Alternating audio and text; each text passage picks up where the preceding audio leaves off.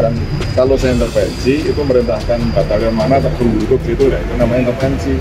Yang datang itu SLM semua itu, mulai dari Pom TNI, ada Kababinkum, ada Jamkitmil. Jadi Panglima sendiri terus untuk kita koordinasi yang sesuai dengan pakar-pakar hukumnya di TNI dan pakar hukum kita sesuai kewenangannya. Saya kan nggak punya kewenangan yang menyidik, yang jelas POM sama KPK. Nah ini tidak punya korupsi. Yang punya kewenangan juga KPK dengan POM, kan juga ada undang-undang yang mengatur. Tapi kemudian nggak bisa selesai begitu aja, karena ada sesuatu di situ yang dilanggar, ada SOP yang dilanggar. Makanya saya bilang kan kemarin Dewasnya harus tanggung jawab. Ada SOP yang dilanggar. Dari awal mulai dari surat masyarakat itu masuk sampai kemudian konferensi pers kemarin, ini kan banyak sekali yang terkesan mau lepas tangan. Pada bagian lain penyidik profesional, by name by address, setiap OTT itu by name by address, by jabatan itu jelas. Kalau orang bilang mau berdebat ini karena TNI juga bisa kok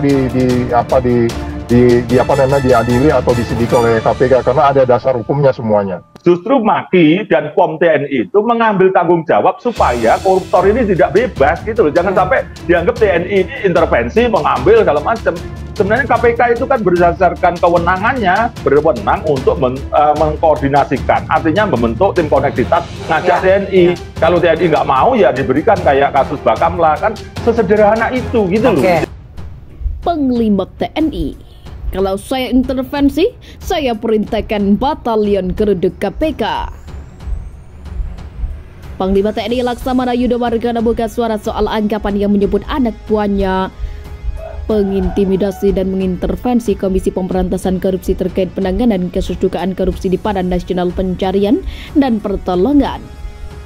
Yudo menyatakan kedatangan aparat TNI ke KPK bukan untuk mengintimidasi karena mereka yang datang merupakan para ahli hukum yang memiliki gelar sarjana dan magister di bidang hukum.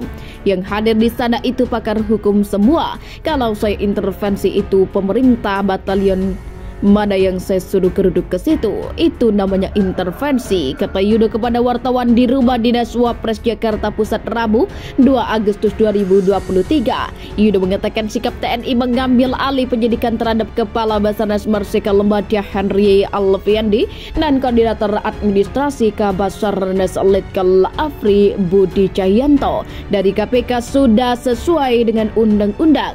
Ia mengimbau publik membuang prasangka bahwa pengusutan kasus ini akan terhenti setelah ditangani oleh TNI. Jangan punya perasaan seolah-olah itu diambil TNI, dilindungi. Tidak, undang-undang yang menyatakan begitu. Jadi kami tunduk pada undang-undang gitu. Undang-undang yang menyatakan itu, bukan kami yang meminta, ujarnya. Diketahui dalam OTT kasus dugaan suap proyek di Basarnas, ada 5 orang yang diumumkan sebagai tersangka oleh KPK.